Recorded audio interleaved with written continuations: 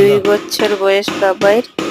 2 বছর বয়সে ফার্স্ট যেদিনকা অঙ্গনবাড়ি স্কুলে গিয়েছিল সেদিনকায় ঢোল ধরিয়ে দিয়েছে তার টিচার, অঙ্গনবাড়ি টিচার।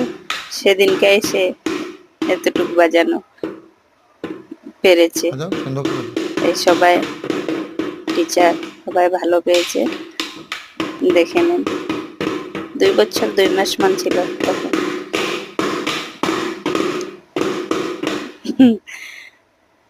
বাজাও